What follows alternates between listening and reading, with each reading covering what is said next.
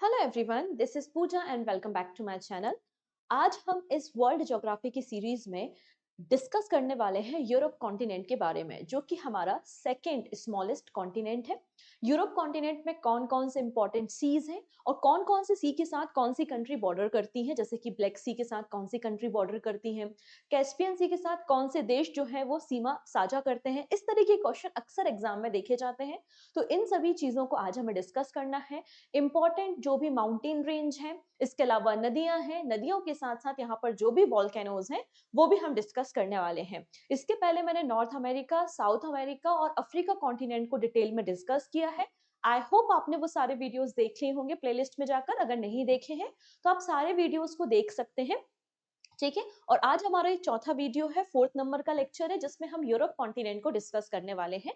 Basically यहाँ पे हमारा जो डिस्कशन होता है वो फिजिकली डिस्कशन होता है, मतलब फिजिकल मैप हम डिस्कस करते हैं किसी भी कॉन्टिनेंट का, जैसे कि नदियां, झीलें, mountain, desert, tribes etcetera. Okay है जी, आइए स्टार्ट करेंगे।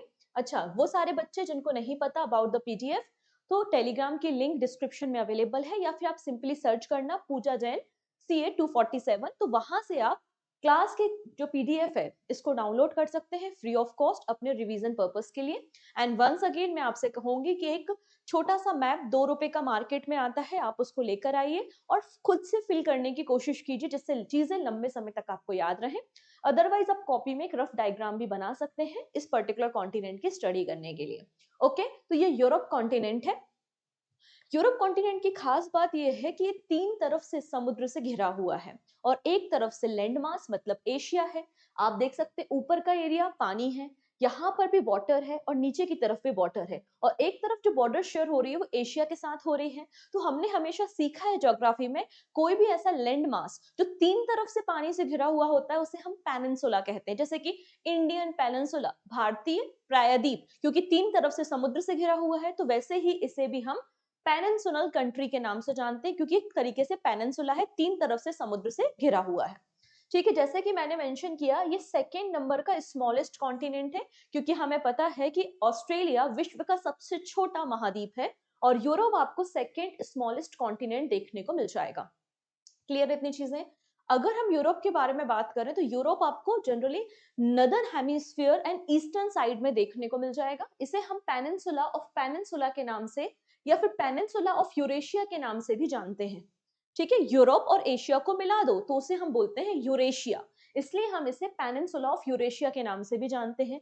तो ये कुछ टाइटल हैं, कुछ निकनेम्स हैं, आपको याद रखने हैं about the Europe. Is that clear? चलिए, अब इसकी बॉर्डर के बारे में बात करते हैं, कहां कहां पर कौन सी बॉर्डर को ये शेयर करता है। तो यूरोप कॉन्टिनेंट में अगर सबसे पहले हम बात करेंगे ऊपर की तरफ, यहाँ ऊपर की तरफ आपको आर्कटिक ओशियन देखने को मिलेगा, क्योंकि बहुत ज्यादा नजदीक है ये आपके नॉर्थ पोल से। तो आर्कटिक ओशियन आपको नॉर्थवर्ड डायरेक्शन में देखने को मिलेगा। अगर आप यहाँ पे नॉर्थ के बाद साउथ डायरेक्शन में आते हैं, ठीक है, नॉर्थ के बाद अगर आप साउथ में आते हैं तो आपको मेडिटेरियन सी मतलब भूमध्य सागर देखने को मिलेगा। ठीक है, ईस्ट की डायरेक्शन में तो एशिया कॉन्टिनेंट है, ईस्ट में क्या है आपका एशिया कॉन्टिनेंट है। अगर हम बात करें वेस्ट डायरेक्शन में, तो वेस्ट डायरेक्शन में आपको अटलांटिक ओशियन देखने को मिल जाएगा। क्लियर है? तो अगर आप इसको इस तरीके से इस मैप में समझने की कोशिश करोगे तो और अच्छे से चीजों को समझ पाओगे। ऊपर की तरफ क्या हो जाएगा, नॉर्थ में आर्कटिक ओशियन है, इस तरफ आपका अटलांटिक ओशियन है। अटलांटिक ओशियन के बाद यहाँ नीचे आओगे आप तो मेडिटेरियन सी मतलब भूमध्य सागर है, और यहाँ ईस्ट डायरेक्शन में एशिया कॉन्टिनेंट आपको देखने को मिल जाएगा। यहाँ पे रशिया एक ऐसी कंट्री है जो यूरोप और एशिया दोनों कॉन्टिनेंट में है। सिमिलर अगर आप यहाँ पर एक और कंट्री के बारे में बात करेंगे, ये है टर्की। तो टर्की भी एक ऐसी कंट्री है जो यूएसए मतलब सॉरी टर्की भी एक ऐसी कंट्री है जो यूरोप और एशिया दोनों में है। तो दो ऐसे देश हैं जो दो कॉन्टिनेंट में लाए करते हैं, एक आपका रशिया है, दूसरा है टर्की।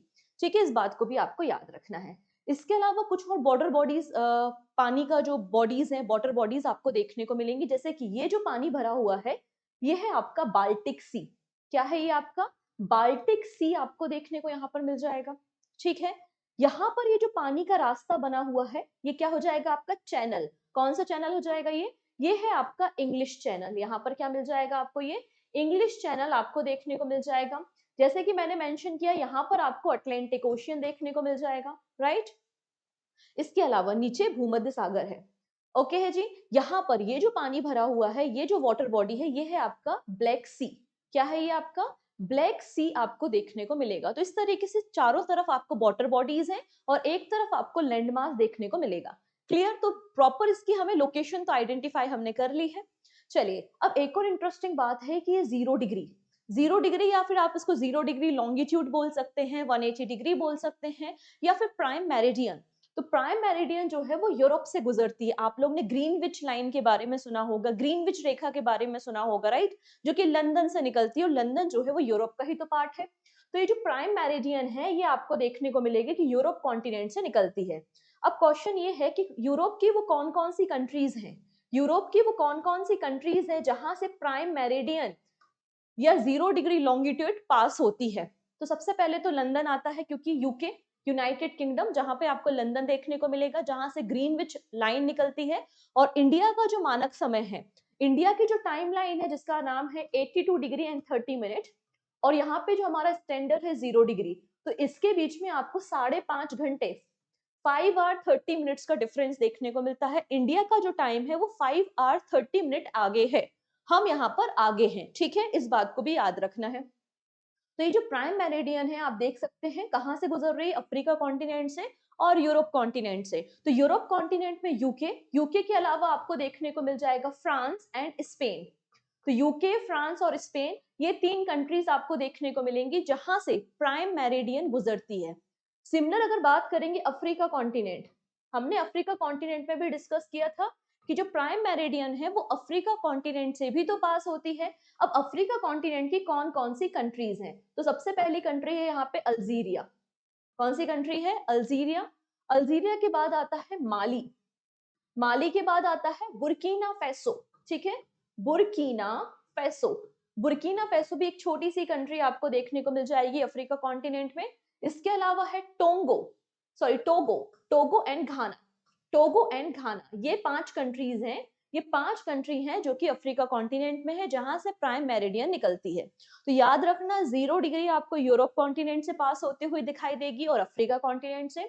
यूरोप कॉन्टिनेंट में 3 कंट्रीज आती हैं, यूके, फ्रांस और स्पेन। और अफ्रीका कॉन्टिनेंट में 5 देश आते हैं, कौन कौन से? Algeria, Mali, Burkina Faso, Ghana and Togo. Clear है? चलो फर्दर डिस्कशन करेंगे। इन कंट्रीज के नाम आपको याद रखने हैं, एक दो बार पढ़ेंगे चीजें याद हो जाएंगी। नाउ बात करते हैं हम यहाँ पे रशिया, सॉरी, एशिया और यूरोप की बॉर्डर के बारे में। तो एशिया और यूरोप की ये जो बॉर्डर है, यहाँ पर ये जो बॉर्डर लाइन आपको दिखाई दे रही है, ये बॉर्डर क्या है? ठीक है, ये पूरी बॉर्डर किससे बनी है? तो यहाँ पर आपको एक माउंटेन रेंज देखने को मिलती है जिसको हम यूराल कहते हैं। यूराल माउंटेन रेंज आपको यहाँ पर देखने को मिलेगी। तो यूराल माउंटेन रेंज एशिया और यूरोप के बीच में बॉर्डर बनाती है। यूराल माउंटेन रेंज से एक नदी भी निकलती है जिसका नाम है यूराल रिवर। ठीक है, चलिए। तो यूराल माउंटेन रेंज यूरोप और एशिया के बीच में बॉर्डर बनाती है। इसके अलावा ये जो पानी का बॉडी है, ये जो वाटर बॉडी है, इसका नाम है कैस्पियन सी, और यहाँ पर ये है ब्लैक सी। तो ब्लैक सी और कैस्पियन सी, ये दोनों भी एशिया और यूरोप के बीच में बॉर्डर बनाते हैं।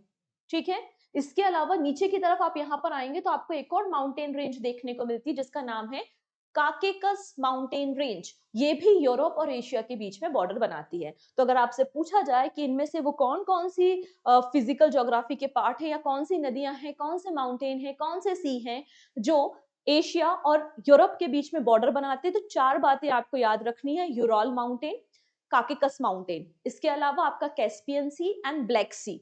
ये क्वेश्चन सेवरल टाइम आप देखेंगे, जब पीवाईक्यूज देखेंगे तो आपको 100% मिलेंगे। और अभी रिसेंटली जितने भी पेपर हो रहे हैं वहां पर आपको वर्ल्ड ज्योग्राफी के क्वेश्चन देखने को 100% मिल रहे हैं। चाहो तो आप कोई भी पेपर उठाकर देख सकते हो। अगर आपको पीवाईक्यू देखना है तो आप एक काम कर सकते हो, पूजा जैन क्लासेस एप्लीकेशन, पूजा जैन क्लासेस एप्लीकेशन अवेलेबल है प्ले स्टोर पे। आप इस एप्लीकेशन को डाउनलोड करना, यहाँ पर आप मैगजीन वाले सेगमेंट पे जाना और वहां पर आप देखेंगे आपको पिछले 5 साल के एसएससी के हर एक पेपर, चाहे वो सीजीएल है, एमटीएस है, सीएचएसएल है, जेई का एग्जाम है, उसमें जो भी क्वेश्चंस आए हैं वो सभी क्वेश्चंस आपको कैटेगरी वाइज मिल जाएंगे, सब्जेक्ट वाइज मिल जाएंगे। तो आप इसको डाउनलोड करके स्टडी कर सकते हो कि कैसे क्वेश्चन एग्जाम में आते हैं। और टॉपिक पढ़ने के बाद अगर आपको ऐसा लगता है कि टॉपिक पे कितनी पकड़ है, कितनी समझ है, हमें एक टेस्ट सीरीज की जरूरत है, तो टेस्ट सीरीज भी आपको यहाँ पर अवेलेबल हो जाएगी। ओके है जी। चलिए, तो हमने यहाँ पे बाउंड्री देख ली है, यूरोप और एशिया के बीच में क्या क्या आता है। यूराल माउंटेन आता है, यूराल माउंटेन के अलावा काकेकस माउंटेन रेंज आती है, कैस्पियन सी और ब्लैक सी आता है। क्लियर है।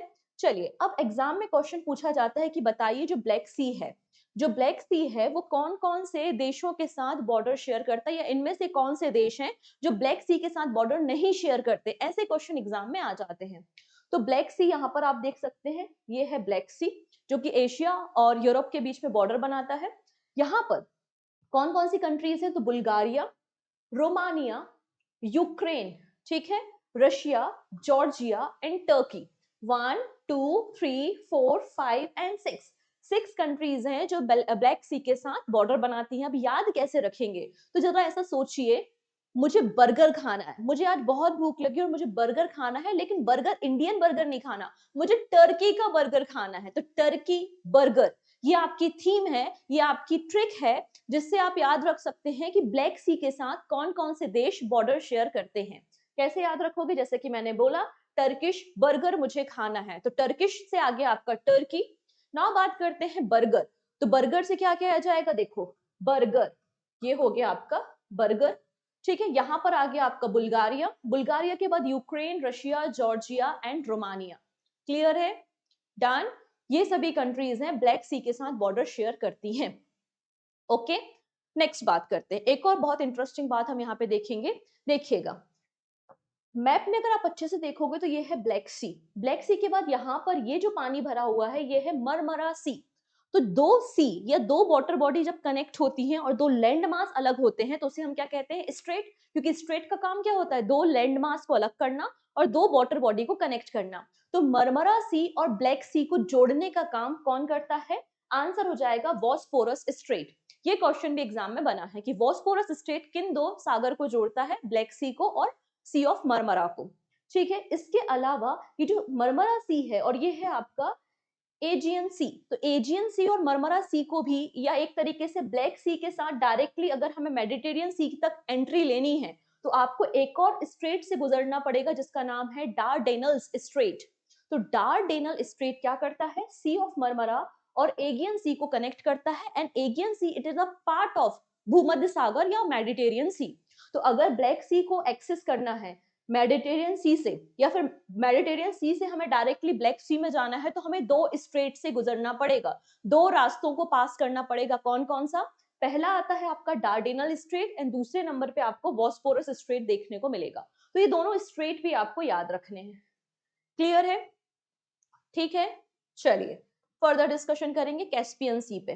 तो कैस्पियन सी भी आपको देखने को मिलेगा कि ये यूरोप और एशिया के बीच में बॉर्डर बनाता है। कैस्पियन सी में बहुत ज्यादा आपको मिनरल्स देखने को मिलते हैं, ऑयल रिच आपको कैस्पियन सी देखने को मिलेगा। ठीक है, कैस्पियन सी के साथ कौन कौन से देश जो है वो बॉर्डर शेयर करते हैं, तो आप देख सकते हैं ईरान कर रहा है, ईरान के साथ ये अजरबैजान है, रशिया, कजाकिस्तान एंड तुर्कमेनिस्तान। ये कुछ कंट्रीज हैं जो कि कैस्पियन सी के साथ बॉर्डर शेयर करती है। कितनी कंट्री है, 5। याद कैसे रखेंगे, याद रखने के लिए कोई तारीख चाहिए ना, तारीख पे तारीख, तो तारीख तारीख यहाँ पे आपका, यहाँ पे ट्रिक है जिससे आप कैस्पियन सी में जो भी कंट्री बॉर्डर शेयर करती हैं आप उनके नाम याद रख सकते हैं। Turkmenistan, Azerbaijan, Russia, Iran and Kazakhstan. Simple सी बात है, ये हो गया कैस्पियन सी की ट्रिक। क्लियर, तो ब्लैक सी याद रखना है टर्किश बर्गर से, और कैस्पियन सी आपको याद रखना है तारीख से। तो ये दोनों चीजें आप याद रखिएगा, एग्जाम में क्वेश्चन पूछे जाते हैं। डन इतनी चीजें। चलिए, तो फर्दर हम और डिस्कशन करेंगे अबाउट द बॉर्डर। जैसे कि हमने यहाँ पे देखा, ये आपका आर्कटिक ओशियन हो गया, ठीक है। आर्कटिक ओशियन में ये नॉर्वेजियन सी हो गया, यहाँ पर ये अटलांटिक ओशियन हो गया, यहाँ पर ये आपका मेडिटेरियन सी मतलब भूमध्य सागर हो गया, this is Black Sea, this is Caspian Sea. ठीक है, यहाँ पर आपको देखने को मिलेगा फिनलैंड के पास व्हाइट सी, यहाँ पर आपने देख लिया बाल्टिक सी, ये हो गया आपका इंग्लिश चैनल और यहाँ पर ये आ गया आपका नॉर्थ सी। तो ये कुछ इंपॉर्टेंट वाटर बॉडीज आपको देखने को मिलती हैं यूरोप के आसपास। क्लियर है? तो मेडिटेरियन सी की दो ब्रांचेस हैं या मेडिटेरियन सी के दो पार्ट आप बोल सकते हैं। कौन कौन से? एक तो मैंने आपको अभी सिखाया एजियन सी, याद आया? एजियन सी हमने देखा। एजियन सी के अलावा यहाँ पर है एड्रियाटिक सी। एड्रियाटिक सी कहाँ पर मिलेगा? चलो वापस से कोई अच्छा सा मैप हम यहाँ पे उठा लेते हैं। एड्रियाटिक सी आपको कहां पर मिलेगा? 1 सेकेंड, इसके लिए हमें इटली जाना पड़ेगा। इसमें मैप में नहीं है, यही देखते हैं। चलिए, तो हमें कहां पर मिल जाएगा? यहाँ पर देखो, ये है इटली और इटली के साइड में यहाँ ये एड्रियाटिक सी आपको देखने को मिलेगा। तो ये है Adriatic Sea, it is also part of Mediterranean Sea. ठीक है, तो हमने क्या देखी? मेडिटेरियन सी देखा साउथ में, इसकी दो ब्रांचेस थी, एजियन सी और एड्रियाटिक सी। ठीक है, फिर आइए यहाँ पर नीचे आएंगे आप, ये है स्ट्रेट ऑफ जिब्राल्टर, जिसपे हमने पहले भी डिस्कशन किया है जब हम अफ्रीका कॉन्टिनेंट डिस्कस कर रहे थे। तो स्ट्रेट ऑफ जिब्राल्टर यूरोप और अफ्रीका को अलग अलग करते हैं। यूरोप और अफ्रीका को अलग करने वाले स्ट्रेट का नाम क्या हो जाएगा? स्ट्रेट ऑफ जिब्राल्टर हो जाएगा। लेकिन ये अटलांटिक ओशियन और मेडिटेरियन सी को कनेक्ट करता है। भूमध्य सागर और अटलांटिक ओशियन को कनेक्ट करने का काम स्ट्रेट ऑफ जिब्राल्टर करता है। क्लियर है इतनी चीजें? फिर हमने बात की इंग्लिश चैनल के बारे में। तो इंग्लिश चैनल क्या करता है? इंग्लिश चैनल यूके और फ्रांस को अलग करता है। यूके और फ्रांस को अलग करता है, या कह सकते हो कि यूके जो आइलैंड है उसको मेनलैंड यूरोप से अलग करने का काम कौन करेगा? इंग्लिश चैनल करेगा। ठीक है, इंग्लिश चैनल इसके अलावा अटलांटिक ओशियन को कनेक्ट करता है नॉर्थ सी के साथ। अटलांटिक ओशियन को नॉर्थ सी से कनेक्ट करने का काम भी कौन करता है? इंग्लिश चैनल करता है। ठीक है, यहाँ पर एक गल्फ है, एक बे है, बे ऑफ बिस्के। तो बे ऑफ बिस्के को नॉर्थ सी से कनेक्ट करने का काम भी इंग्लिश चैनल करता है, आप ऐसा भी बोल सकते हैं। तो हमने क्या सीख लिया? यहाँ पे हमने तीन इंपॉर्टेंट यहाँ पर स्ट्रेट सीखे हैं जो आपको बिल्कुल नहीं भूलना है। कौन कौन से? इंग्लिश चैनल आपको नहीं भूलना है, इसके अलावा आपको यहाँ पे स्ट्रेट ऑफ जिब्राल्टर याद रखनी है, एंड वेस्ट आपको यहाँ पर वॉस्पोरस स्ट्रेट, वेस्पोरस स्ट्रेट हमने देखा था ना, वॉस्पोरस स्ट्रेट आपको याद रखना है, एंड डार्डेनल स्ट्रेट। कौन से लैंडमार्क्स को अलग करते हैं और कौन कौन सी बॉर्डर बॉडी को कनेक्ट करते हैं। जैसे कि अगर आपसे पूछ लिया जाए बॉस्पोरस स्ट्रेट क्या करता है, तो आपको पता होना चाहिए कि ये Black Sea and Sea of Marmara या मरमरा सी को कनेक्ट करने का काम कर रहा है। क्लियर इतनी चीजें? चलिए, अब आइए कुछ और बातें यहाँ पे मैप से समझेंगे। देखो, ये है इटली और यहाँ पर ये है एड्रियाटिक सी, जैसा कि मैंने आपको पहले कहा था, and it is a part of Mediterranean Sea. ठीक है, नेक्स्ट बात करते हैं। ये है बे ऑफ बिस्के, जैसा कि मैंने मेंशन किया, ये इंग्लिश चैनल और ये आपका नॉर्थ सी। इंग्लिश चैनल क्या कर रहा है? यूके और फ्रांस को अलग अलग कर रहा है। यूके और फ्रांस को अलग अलग कर रहा है। ठीक, अब यहाँ पे देखो दो कंट्री हम यहाँ पे समझते हैं। ये दो कंट्री जो हैं, एक है पोर्चुगल और एक है स्पेन। दिखा? कैसा हिस्सा दिख रहा है? एकदम ऐसा पेनिनसुला हिस्सा है। यहाँ पर आपको तीनों तरफ क्या दिखाई दे रहा है? पानी। ये मेडिटेरियन सी है, यहाँ पर स्ट्रेट ऑफ जिब्राल्टर है और यहाँ पे अटलांटिक ओशियन है। ऐसा ही है ना? और ये जमीन का टुकड़ा है जो तीन तरफ से पानी से घिरा हुआ है। तो ये क्या हो गया? आपका पेनिनसुला हो गया। ठीक है, तो पोर्चुगल और स्पेन को अगर मिला देते हैं तो आइबेरियन पेनिनसुला बनता है। तो अगर आपसे पूछा जाए कि आइबेरियन पेनिनसुला में कितनी कंट्रीज आती हैं, तो आंसर हो जाएगा दो कंट्रीज आती हैं। कौन कौन सी? Portugal and Spain. क्यों कहते हैं उसको पेनिनसुला? क्योंकि एक तरफ आता है यहाँ पे अटलांटिक ओशियन, एक तरफ आता है मेडिटेरियन सी मतलब भूमध्य सागर, और नीचे क्या है? नीचे है स्ट्रेट ऑफ जिब्राल्टर। ठीक है, और उसके बाद यहाँ से शुरू हो जाता है अफ्रीका, राइट? तो इसलिए आपको इसे भी याद रखना है। पिक्चर क्लियर हो रही है? धीरे धीरे और क्लियर हो जाएंगी। ठीक है, आइबेरियन पेनिनसुला मैंने आपको बता दिया है, आप इस मैप में भी और अच्छे से समझ सकते हैं। आइबेरियन पेनिनसुला के अलावा हम यहाँ पे बात करेंगे बाल्टिक कंट्री के बारे में। याद कीजिए, अभी यूरोप में मैंने आपको बताया था बाल्टिक सी, और बाल्टिक सी के साथ जो कंट्री बॉर्डर शेयर करती है उन्हें बाल्टिक कंट्री कहते हैं। और बाल्टिक कंट्री में आपको तीन कंट्रीज देखने को मिलती हैं, एस्टोनिया, लातविया एंड लिथुआनिया। ठीक है, तो बाल्टिक कंट्री कितनी है? बाल्टिक कंट्री तीन है, एस्टोनिया, लातविया एंड लिथुआनिया। ठीक है, डन। चलिए नेक्स्ट बात करते हैं। अगली कहानी यहाँ पे हम समझेंगे। अगला जो एरिया हमें यहाँ पे समझना है वो है बाल्कन कंट्री। एक होती है बाल्टिक कंट्री और दूसरी होती है बाल्कन कंट्री, दोनों में अंतर है। ठीक है, याद रखना, बाल्टिक सी के साथ जो बॉर्डर शेयर कर रही हैं वो है बाल्टिक कंट्री। बाल्टिक कंट्री तीन है, लातविया, लिथुआनिया और एस्टोनिया। ठीक है, अभी हम बात कर रहे हैं बाल्कन कंट्रीज के बारे में। बाल्कन कंट्री कौन सी है? तो नीचे की तरफ आना पड़ेगा, ये है बाल्कन। ठीक है, बाल्कन कंट्रीज वो हैं जो कि ब्लैक सी, इसके अलावा एड्रियाटिक सी और यहाँ पर नीचे मेडिटेरियन सी के साथ बॉर्डर शेयर कर रही हैं। तो ये है हमारी बाल्कन कंट्री। लगभग 10-12 कंट्रीज आपको बाल्कन कंट्रीज देखने को मिलेंगी। आपको इन सबके नाम याद नहीं रखने हैं, बस लोकेशन याद रखना। और कुछ बड़ी कंट्रीज आप देख सकते हैं जैसे कि रोमानिया, बुल्गारिया, ग्रीस, इसके अलावा सर्बिया, क्रोशिया। ठीक है, ये कुछ कंट्रीज हैं, यूगोस्लाविया, ये कुछ कंट्रीज हैं जो बाल्कन कंट्रीज आपको देखने को मिल जाएंगी। ठीक, चलिए अगली पिक्चर हम समझते हैं। यहाँ पे नॉर्डिक कंट्रीज कौन सी हैं? तो ये कहलाती हैं आपकी नॉर्डिक कंट्रीज, जो ऊपर की तरफ है। नॉर्डिक कंट्रीज में आता है Iceland, Norway, Sweden, Denmark and Finland. तो नॉर्डिक कंट्री कौन सी है? Sweden, Norway, Finland. ये Sweden, Norway, Finland, Denmark and आपका आइसलैंड, ये 5 कंट्रीज आपकी कहलाती है नॉर्डिक कंट्रीज। ओके, तो हमने बाल्टिक कंट्रीज देख ली, बाल्कन कंट्रीज देख ली, आइबेरियन पेनिनसुला देख लिया हमने, और हमने यहाँ पर नॉर्डिक कंट्रीज भी देख ली। नाउ बात करते हैं अबाउट द यूके। यूके किसे कहते हैं? यूके किसे कहते हैं वो भी हम समझेंगे। ठीक है, तो आप यहाँ पे पेनिनसुला का एक मैप देख सकते हो, सारी बातें याद नहीं करनी है। ये बाल्कन पेनिनसुला, ठीक है, ये इटालियन पेनिनसुला, एड्रियाटिक सी वाला, ये आइबेरियन पेनिनसुला आपको यहाँ पे देखने को मिल रहा है। ठीक है, ये जूलैंड पेनिनसुला है जिसमें आपका फ्रांस देखने को मिलता है, ये स्कैंडिनेवियन कंट्रीज हैं। ठीक है, और यहाँ पे आपको आ जाएंगी क्या? Baltic countries. तो आपको सब कुछ याद नहीं रखना, बस जो मैंने इंपॉर्टेंट पॉइंट्स बताए हैं वो आपको याद रखना है। ओके, चलिए नेक्स्ट बात करते हैं नीदरलैंड के बारे में। सो नीदरलैंड की लोकेशन पहले एक बार देख लें क्या मैप में? 1 सेकेंड, प्रॉपर मैप कहाँ है? इसमें तो नहीं दिख रहा है,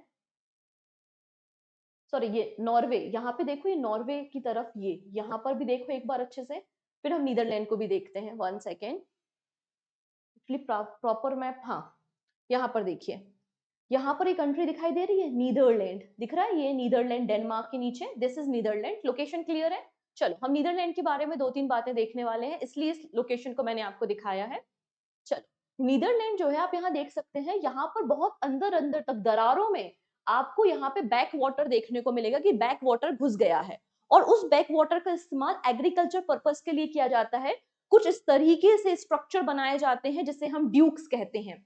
ठीक है, इसे क्या कहते हैं? ड्यूक्स कहते हैं, और इस एरिया को पोल्डर लैंड कहते हैं। क्या कहते हैं इस एरिया को? पोल्डर लैंड कहते हैं। एक्चुअली इसमें बहुत ज्यादा आपको ऐसी ग्लेशियर ग्लेशियर को काट के ऐसी क्या बन जाती है, नाली जैसा स्ट्रक्चर, पाइप जैसा स्ट्रक्चर बन जाता है जिसमें समुद्र का पानी घुस जाता है, जिसे हम बैक वाटर कहते हैं, और इसका इस्तेमाल एग्रीकल्चर पर्पस के लिए किया जाता है। तो नीदरलैंड में आपको कई सारे यहाँ पर बैक वाटर एरिया देखने को मिलेंगे जिसे हम ड्यूक्स कहते हैं। और इस एरिया को, मतलब ये खाई जैसा स्ट्रक्चर है, दोनों तरफ माउंटेन रेंज या ग्लेशियर्स हैं और बीच में पानी भरा हुआ है, खाई जैसा जो स्ट्रक्चर है, इस स्ट्रक्चर को हम क्या कहते हैं? इस स्ट्रक्चर को हम फ्योर्ड कहते हैं। ये क्या है? आपका फ्योर्ड स्ट्रक्चर है। तो नीदरलैंड में आपको फ्योर्ड स्ट्रक्चर देखने को मिलता है।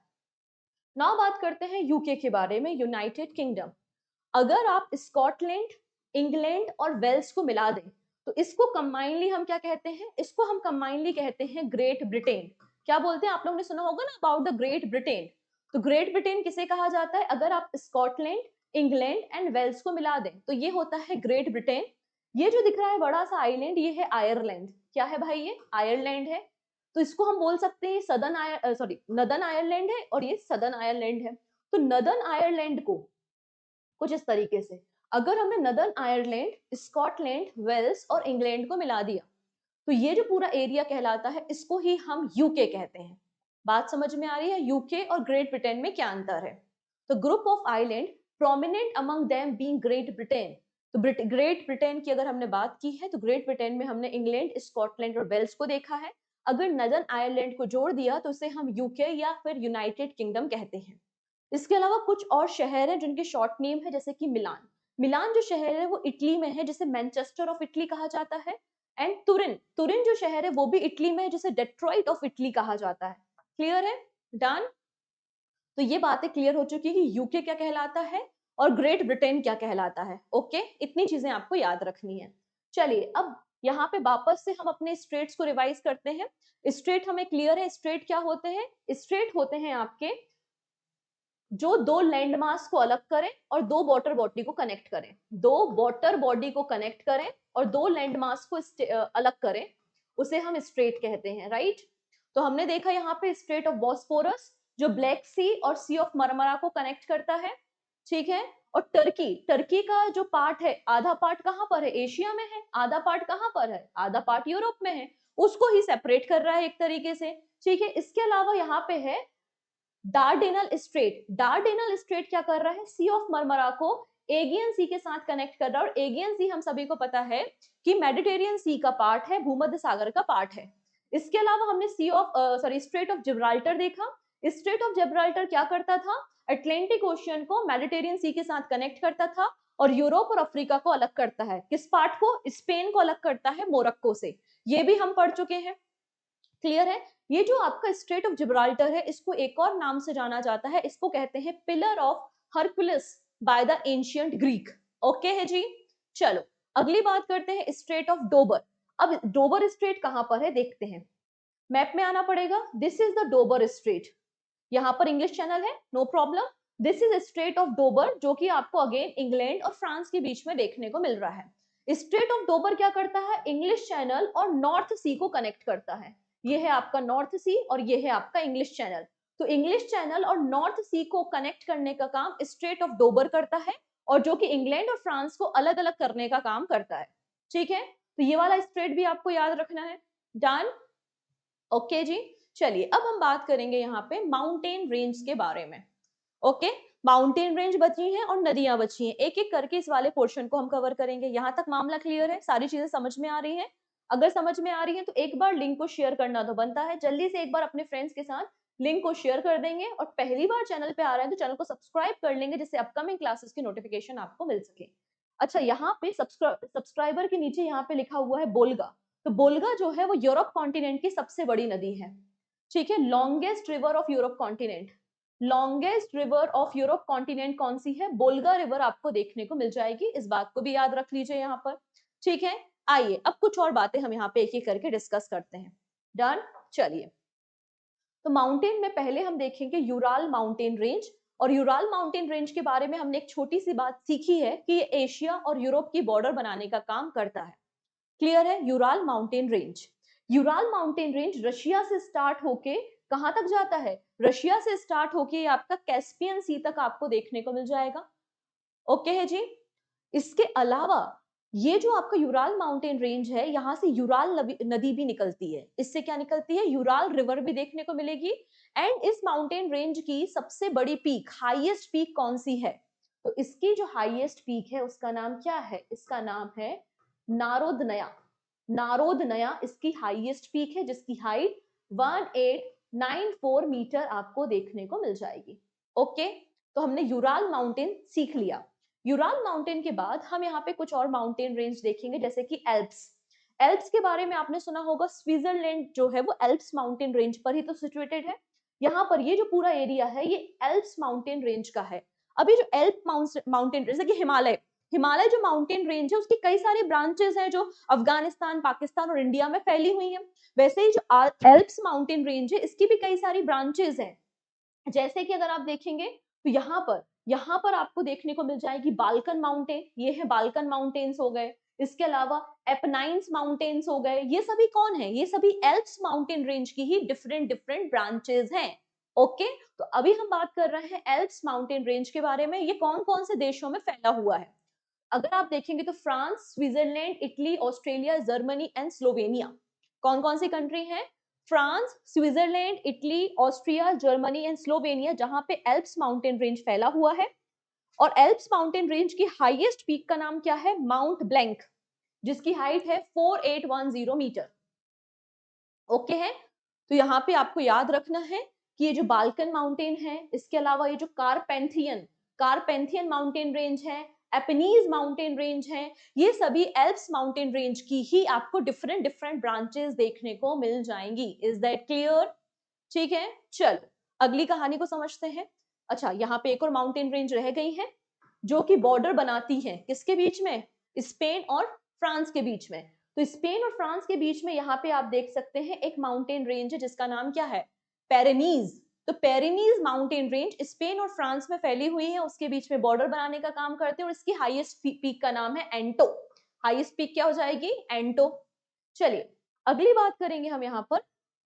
अगली जो माउंटेन रेंज हमारे पास है वो कौन सी है? ये वाली, ठीक है, अपेनाइन्स माउंटेन रेंज, जो कि इटली में फैली हुई है, और इसकी हाईएस्ट पीक का नाम है कार्नो ग्रैंडे। ओके, नेक्स्ट आता है बाल्कन। ये है बाल्कन माउंटेन रेंज, और यहाँ पर जो कंट्रीज है उन्हें हम बाल्कन कंट्रीज कहते हैं। सिंपल सी कहानी है।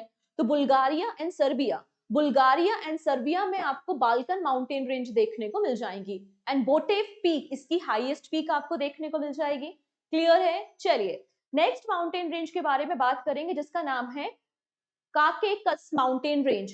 ये जो काकेकस माउंटेन रेंज है, आप यहाँ पे इसकी लोकेशन को समझिए कि कैस्पियन सी और ब्लैक सी के साथ, मतलब एक तरफ ब्लैक सी है, दूसरी तरफ कैस्पियन सी है। और ये जो काकेकस माउंटेन रेंज है, ये एशिया और यूरोप के बीच में बॉर्डर बनाने का काम करता है। क्लियर है? और लगभग 1200 किलोमीटर की आपको ये माउंटेन रेंज देखने को मिल जाएगी। अब यहाँ की जो इसकी जो हाईएस्ट पीक है वो यूरोप की भी हाईएस्ट पीक है, जिसका नाम है माउंट एल्बर्ट्स। ठीक है, माउंट एल्बर्ट्स जो हाईएस्ट पीक है यूरोप की, और वही हाईएस्ट पीक किसकी है? आपकी माउंट काकेकस की आपको देखने को मिल जाएगी, जिसकी हाइट 5642 मीटर है। ओके, तो हमने कौन कौन सी माउंटेन रेंज देख ली हैं? हमने यहाँ पे पेरिनीज देखी हैं, एल्प्स माउंटेन रेंज को समझा है, एपेनियंस, इसके अलावा हमने यहाँ पे बाल्कन माउंटेन्स देखे हैं, और यहाँ हमने यूराल माउंटेन रेंज के अलावा काकेकस माउंटेन रेंज देखा है, जो कि एशिया और यूरोप के साथ बॉर्डर शेयर करता है। और इसकी हाईएस्ट पीक कौन सी है? माउंट एल्बर्ट्स है, जो यूरोप कॉन्टिनेंट की भी हाईएस्ट पीक आपको देखने को मिल जाएगी। ओके है जी, डन। चलिए अब बात करते हैं ड्रेनेज पैटर्न के बारे में, नदियों के बारे में। जैसे कि मैंने मेंशन किया था बोल्गा नदी के बारे में।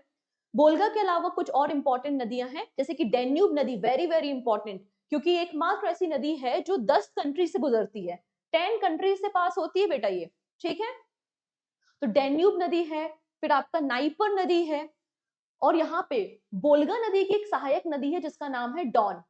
तो ये डॉन नदी, नाइपर नदी, डैन्यूब नदी, ये सभी कहाँ जा रहे हैं? ये सभी जा रहे हैं आपका ब्लैक सी में। ब्लैक सी में अपना पानी छोड़ते हैं। ठीक है, इतनी चीजें।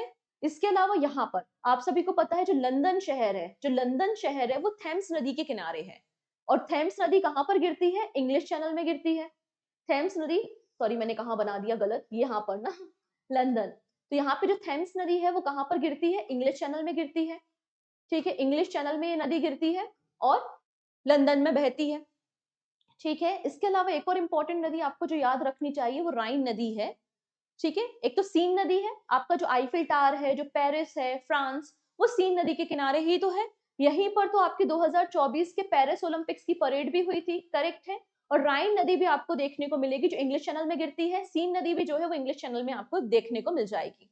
ओके, राइन नदी और डैन्यूब नदी ये आपकी इंटरनेशनल नदी है। इंटरनेशनल नदी है मतलब एक कंट्री से दूसरी कंट्री जाती है। एक एक करके इन सभी नदियों को हम देखने वाले, अभी हमने केवल लोकेशन को समझा है। तो सबसे पहले बात करेंगे बोल्गा नदी। बोल्गा नदी यूरोप कॉन्टिनेंट की सबसे बड़ी नदी है, और इसकी जो सहायक नदी है उसका नाम है डॉन। ठीक है, फिर आपका यहाँ पे सीन नदी जो है वो फ्रांस में आप देखोगे, और ये इंग्लिश चैनल में गिरती है। इसके अलावा एक और नदी है पो। पो नदी को हम इटली की गंगा कहते हैं। पो नदी को हम इटली की गंगा के नाम से जानते हैं। और ये नदी आपकी एडियाटिक सी, यहाँ पर आपको देखने को मिलता है ना, एडियाटिक सी, वहां पर जाकर के गिरती है। ठीक है, इसके अलावा भूमध्य सागर या फिर मेडिटेरियन सी में भी जाके दो नदियां गिरती हैं जो इंपॉर्टेंट हमें याद रखनी है। एक है रॉन रिवर और एक है इब्रो रिवर। तो इब्रो रिवर और रॉन रिवर ये दोनों आपको मेडिटेरियन सी मतलब भूमध्य सागर में देखने को मिल जाएंगी। ठीक है, राइन नदी आपकी एक इंटरनेशनल नदी है। इंटरनेशनल इसलिए है क्योंकि ये देखो कहां से निकलती है, ये देखो, ये है बेसल। बेसल नाम आपने सुने होंगे ना, ये है स्विट्जरलैंड। यहाँ पर आपको एक रेंज देखने को मिलती है, एल्प्स। तो एल्प्स माउंटेन रेंज से आपकी राइन नदी निकलती है, और राइन रिवर जो है बहती हुई, देखो ये फ्रांस की बॉर्डर बना रही है। ये फ्रांस के साथ यहाँ पे फ्रांस और जर्मनी की बॉर्डर बना रही है, और उसके बाद ये कहाँ पे गिर रही है? इंग्लिश चैनल में गिर रही है। तो ये फ्रांस, जर्मनी और नीदरलैंड में फ्लो होती है, इसलिए हमने इसको इंटरनेशनल नदी कहा है। और यूरोप का बिजिएस्ट, सबसे व्यस्ततम वाटरवे कौन सा है? राइन नदी का ही वाटरवे आपको देखने को मिल जाएगा। फिर डैन्यूब नदी, तो डैन्यूब नदी भी इंटरनेशनल नदी है, क्योंकि 10 कंट्री से निकलती है और 5 कैपिटल सिटी से भी ये गुजरती है। ठीक है, जैसे कि कौन कौन सी है, बुडापेस्ट जो कि हंगरी की कैपिटल है, ऑस्ट्रिया वियना, ठीक है, वियना की कैपिटल आप यहाँ देख सकते हैं। फिर इसके अलावा आप देखेंगे ब्रास्टिलावा स्लोवेनिया की, फिर यूगोस्लाविया की बेलग्रेड की यूगोस्लाविया। इसके अलावा आप यहाँ पे देख सकते हैं बुचारेस्ट रोमानिया। तो यहाँ पे कुछ कैपिटल सिटी है 5 जहां से ये डैन्यूब नदी गुजरती है। नाउ बात करते हैं ग्रासलैंड्स के बारे में। ग्रासलैंड पे हमने काफी डिस्कशन किया है, पहले भी किया है, जैसे कि मैंने आपको डिस्कस किया था कल अफ्रीका कॉन्टिनेंट में। अफ्रीका कॉन्टिनेंट में सवाना घास के मैदान है एंड बेल्ट है, ठीक है। कौन कौन से देखे थे, Shabana, Shabana grassland and belt grassland हमने अफ्रीका कॉन्टिनेंट में कल के सेशन में डिस्कस किए थे। अगर हम बात करते हैं यूरोप में, तो यूरोप में स्टेपीज ग्रासलैंड पाए जाते हैं। ये देखिए, ये वाला एरिया बहुत ठंडा एरिया है, बर्फबारी होती है, यहाँ पे स्नोफॉल होता है, तो यहाँ पे टैगा फॉरेस्ट आपको यहाँ पर देखने को मिलते हैं, ठीक है। फिर स्टेपीज ग्रासलैंड आपको कहाँ पर मिलते हैं, यूक्रेन में। कहाँ पर मिलते हैं जनरली, ये यूक्रेन में देखने को मिलते हैं। इसलिए यूक्रेन को bread basket of the world, bread basket of the world कहा जाता है। Bread basket of the world is Ukraine. Okay, इस बात को आपको याद रखना है। मेजर जो क्रॉप होती है वो मेज है, मतलब मक्का है। मक्के के अलावा यहाँ पे बार्ले का प्रोडक्शन होता है, राइस का प्रोडक्शन होता है, ऑयल सीड का प्रोडक्शन यहाँ पे किया जाता है। वर्ल्ड में जो टू थर्ड आलू का प्रोडक्शन हो रहा है वो यूरोप में ही आपको देखने को मिल जाएगा, ठीक है। तो स्टेपीज ग्रासलैंड यूक्रेन में है। इसके अलावा यहाँ पे एक और ग्रासलैंड है जिसका नाम है पुस्ताज। पुस्ताज ग्रासलैंड आपको हंगरी में देखने को मिल जाएंगे। पुस्ताज ग्रासलैंड आपको हंगरी में देखने को मिल जाएंगे, तो इन दोनों को भी याद रखेंगे। इसके अलावा विश्व की जो सबसे छोटे देश हैं, जो स्मॉलेस्ट कंट्री है, वो है वेटिकन सिटी। और वेटिकन सिटी भी आपको कहां पर देखने को मिल जाएगी, यूरोप कॉन्टिनेंट में मिल जाएगी। वेटिकन जो सिटी है वो एक लैंडलॉक कंट्री है और चारों तरफ से इटली से घिरी हुई है, ठीक है।